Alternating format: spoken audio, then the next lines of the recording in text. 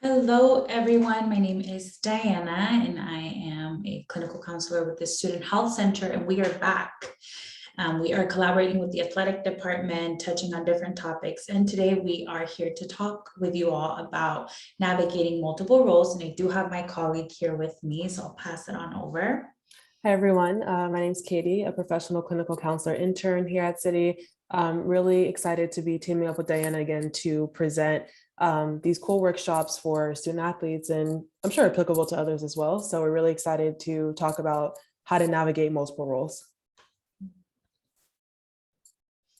All right, so we're going to start off with some community guidelines, some things to keep in mind as we are exploring this topic and doing activities related.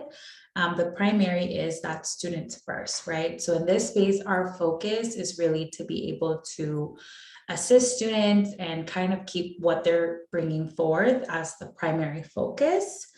The other part is the call in versus call out. So essentially what we mean is that if you hear something different to what you're expressing, or just, an opinion that is the opposite, that you do your best to call in and just get more information about where they're coming from and what they're trying to convey versus calling out the difference. Then the other part is confidentiality. I think it's very important that we try to create a space that feels safe, where we can all communicate and share what is going on. And the other part is speaking from I statements. And so the focus is that we do our best to talk from, my opinion, I think, my thoughts are. And we also encourage you to add anything else that you think it's relevant and important to be a part of this space. And next, we're going to go into the overview of this presentation. So we're going to start with just a bit of a discussion and then kind of go into what to do with roles as an athlete. Specifically, we'll kind of end with an activity and then we'll do kind of our closing summary. So just to give you an idea of what this presentation is going to consist of. So we'll go ahead and get started with our discussion. So as you see, we have these cards numbered from 1 to 8. And then we're just asking what number or multiple numbers of roles do you identify with? So feel free to pause here and just take a second to reflect on what your roles are. And if they aren't included in these cards from 1 through 8, maybe there's something else that you identify with as an individual. So just taking time here to reflect on our roles that we hold as people. So feel free to take a pause and discuss there.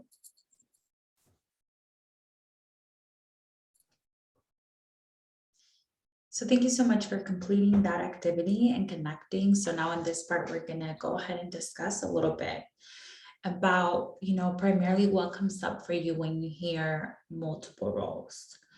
So what you could do is you could take a pause and ask this amongst yourself, and then we will connect and I will go ahead and provide you with some information that we have. So we can pause right here.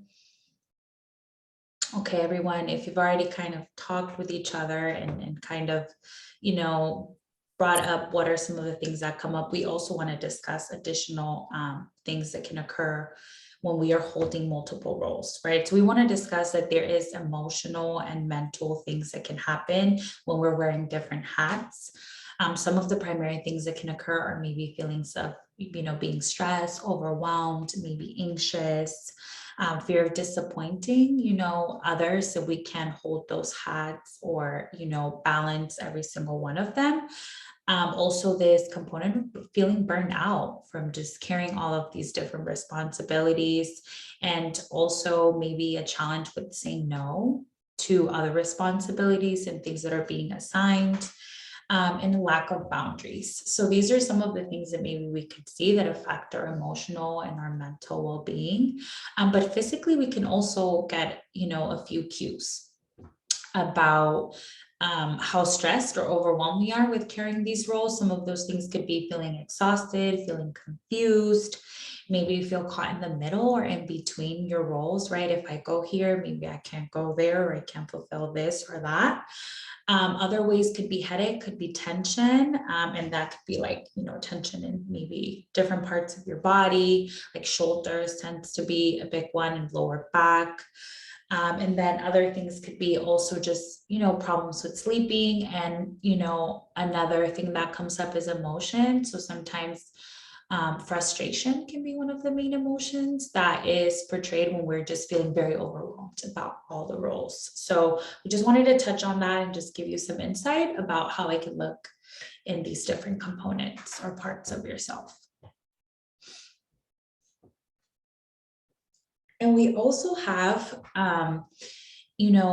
a few points to touch on how can we balance all of our roles. So we just kind of talked about what are some of the multiple roles that we hold, right? And so we did that activity, and then we discussed how does this affect us. And so now we want to talk about how can we balance this. So we added a few points. The main one is boundaries. The other one will be self-compassion, self-care, time management, and then we did put anything else. And so I'm just going to touch a few points on each. So boundaries, it is very important that we communicate the things that we can do versus, the things that we cannot do. So establishing boundaries is really helpful so that we can, kind of set aside each of our responsibilities and each of the things that we need to do. So we got to practice on saying no. So we can't necessarily say yes to everything, right? So that's a part of boundaries. The other part that we really wanted to touch on is self-compassion, right? So it's very important that we are being compassionate to ourselves as we are fulfilling our roles, right? I think oftentimes we can forget about ourselves and we don't necessarily give ourselves as much grace as we should for fulfilling all of these roles. And then self-care, something that I like to say is you can't pour from an empty cup, right? So it is important that we are also fueling ourselves and taking care of ourselves, doing activities that are intentional. So it's going to be very important that we pick activities that are going to make us feel maybe relaxed or more refreshed. And I think something we wanted to touch on is that self-care isn't selfish, right? So it's not selfish to take time to take care of yourself so that you can avoid burnout, which is, I think, the primary part of that. And then, explore self-care beyond what some of your roles already do. So, if self-care for you is being creative, maybe tap into that and really try to expand more. The other component that we wanted to touch on is time management. So I think a part of being successful or just being, okay with all of these roles and fulfilling what they require is figuring out how are we going to organize ourselves within these roles, right? And so time management plays a huge role, maybe having a planner, a calendar, anything that helps you tally up what you need to do and, keeps you organized. And so I think that's another big part, and just being realistic too about what we're writing down and we're adding in this, organizer or things like that. And then we did add anything else. So if anything else is coming up for you all on how we can balance these roles, any tips, anything that you try out, we're going to pause so that you can share some of that.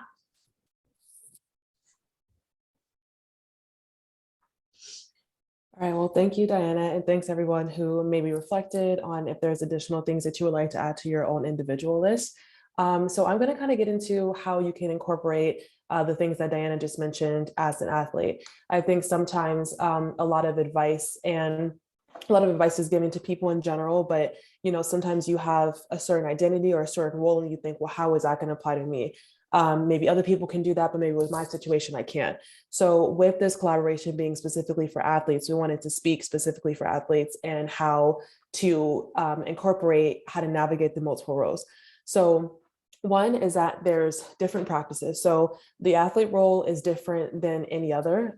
Every role is unique and individual to the people that are participating in that role. So it is important to identify what works best for you in your given situation. I think overall general information is great. And I think it's important to kind of go the second step and figure out how it can apply to us with our specific situation. So being an athlete is very different. You have your own practices, your own environment. So making sure to apply whatever information is given to you to one that will work specifically for you. So also wanted to touch on the fact that as an athlete, you work as part of a system. Most likely there's different sports that are more individual, but typically you work as a part of a team where you are a part of something bigger than just yourself. So you have other teammates, you have your coach, you may have your trainers, you may have maybe like a mental health person that you kind of go to help maybe mental blocks that are happening in your sport. So you have a lot of different people on your side. So with that, it's sometimes easy to forget that you are an individual that is part of this bigger system. So you are still part of a system in your day-to-day life, but that doesn't mean that you can't be an individual. I think a lot of the time it's easy to kind of lose sight of ourselves within our identities, because especially as an athlete, because of the fact that you're involved with so many different people doing so many different things, it can be easy to forget that you are a person separate from being an athlete, but also in addition to being an athlete. So another example of this is that I'm sure that if your teammate comes up to you and they're presenting the same problems as you are familiar with how to support your teammate, because that's something you do every day, right? But I think we get a lot less practice on how to support ourselves. So you know how to support your teammate. And I think it's really important to identify that you do have those skills to support yourself as well. And it doesn't have to be just specific to another person. So I also think it's important to generalize skills that are learned through athletics. I'm sure if you are an athlete, if you're a coach, or maybe part of the athletic system, you know how many skills and trainings that it takes to be part of this. And there's a lot of good quality skills that come with being an athlete. For example, perseverance, there's time management, there's commitment, there's passion, so I think applying all of those to yourself is really important. So you can take a second and maybe think about the skills and strengths that you've learned through athletics. So like I said, maybe being perseverant, consistent, working through strategy, supporting others, getting through things that you never thought you'd be able to do. And with all of those skills, they can be applied to other things besides athletics. So that's why I had the point, generalized skills that you learn through athletics. I think sometimes when we pick up skills in a certain environment, we automatically associate the skills or the strengths with that particular environment. But in reality, you hold those skills and strengths as an individual. So it probably benefits you to generalize those and use those skills to better the other parts of your life. So maybe in terms of trying to set boundaries, in athletics, maybe your teammate is doing something that is messing up practice, for example. So you reach out to them and communicate and say, hey, I think it would be beneficial if maybe we do it this way so we can be more cohesive. So you're setting that boundary with your teammate. You can also set that boundary with friends and family, other people in your life. So you know how to talk to your teammates to make sure that you are able to work as a unit together and you still have that same skill. That skill is in you. So generalizing that to other aspects of your life could be beneficial as well. And also using your uniqueness as a strength. Like I said before, I think being an athlete is something super special, something that not everybody can say they did or may not understand the extent of. So you have the tools that you learned through athletics and being an athlete or being associated with athletics. So use them so you may have to use them in situations that you hadn't before, or maybe you didn't expect to, but the uniqueness of you and the things that you've learned and the qualities and strengths that you have can be one of your biggest strengths. So just wanting to make sure that you don't forget how unique and how special the skills and strengths you have are, and how they can also be utilized and generalized to other things that you may not have thought about before. So we just wanted to include this section because I know sometimes as a former athlete, I've sat in meetings about, mental health and stuff. I'm like, well, they don't get it. Like I have to do so much. Like, how can I even apply that to me?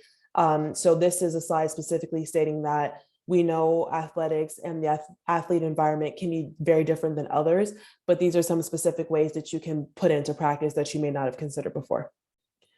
So we thought that was very important to add that. Mm-hmm. And with that, we have the question of how can therapy help? Obviously, Diana and I are coming from the student/mental health center. So we always like to make sure we incorporate time to really chat about how the things that we're telling you can be applied and how therapy in itself can be applied. So we encourage you to take a moment, pause this video, and maybe chat about how therapy can help with navigating multiple roles.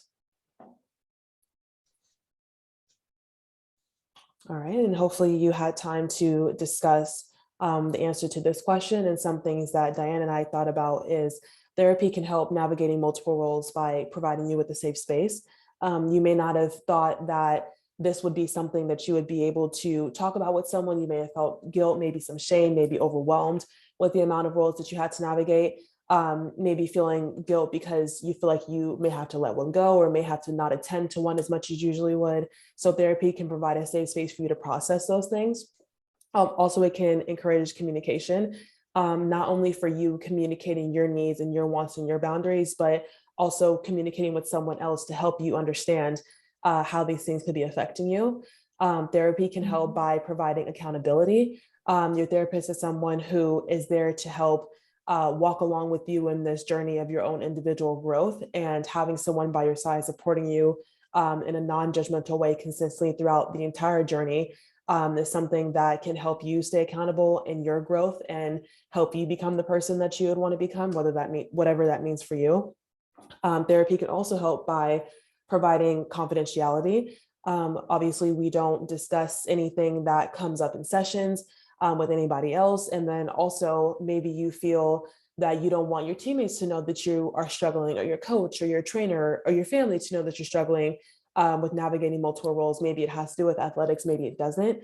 But we are completely confidential and non-judgmental in that situation. And our goal is just to help our clients, whoever you may be. So that's another way that therapy can provide maybe a safe space for you to come and talk about things that you wouldn't want anybody else to know about. So thanks for the discussion on that. And we'll get into our activity. Yes, thank you for that, Katie. So we do have an activity that we want to do together. We're going to be using Padlet. So you will be able to find that link in the description for this video, and that Padlet. We want to go ahead and ask you a few questions and just kind of interact with you all. So first questions that we want to ask you is, we want you to think of one role. Okay, we want you to think of one of the many roles that you have, and we want you to name some of the strengths and some of the areas of improvement. So all you have to do is click on that link, and the question is posted right there. What role, what role are you choosing? And then we're going to have a column for some of the strengths and some of the weaknesses. Okay. And I do want to give you a brief example before we pause for you to do this activity. The first thing that I want to say is, we picked the role athlete, and we pick the following strength: dedicated to recovery. Stretching and icing were some of the activities done for that. And then area of growth that we chose was communicate needs with coach and teammates. So just kind of follow this example and pick whatever role you want to work on, or you want to improve or grow on. And you can post that right there on Padlet, and then we'll join together and kind of, review those. Okay. All right, well, thank you for engaging in the activity. Hopefully you found it helpful and gave you maybe a little bit of time to reflect about something you hadn't thought about. So with that, we wanted to ask if anything came up for you during that activity, or if you had any questions or comments that you maybe wanted to talk to someone about. So taking a second to pause again and then discuss, or maybe just reflect independently if you are by yourself, if anything came up for you during the activity, maybe how it made you feel, how it, if it made you think about other things, and any questions about the activity that you may have had for yourself, or maybe any comments that you may have had. So feel free to go ahead and pause and reflect on that Padlet activity that we just did.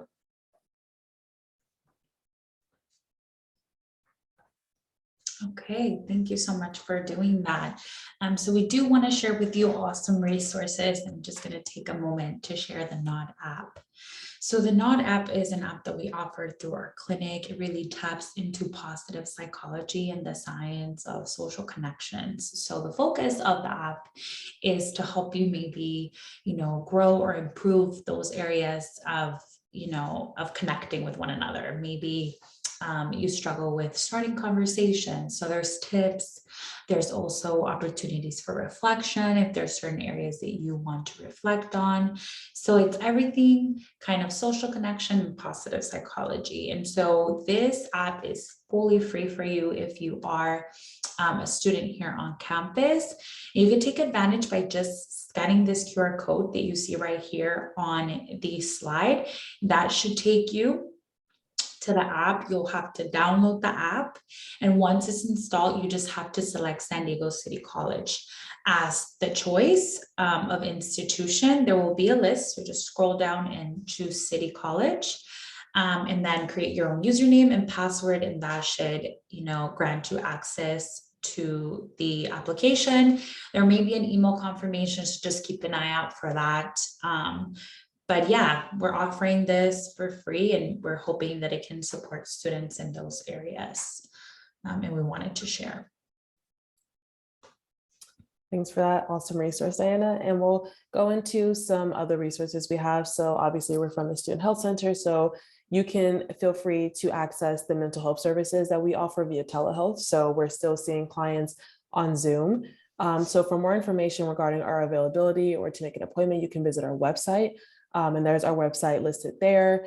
You could even honestly just Google SDCC mental health, and we should pop up there if you need that as well. Or you can feel free to email us at citymhtc@sdccd.edu for any questions or concerns that you may have, even for the Nod app. Maybe if that's not working for you, we can help you through that email.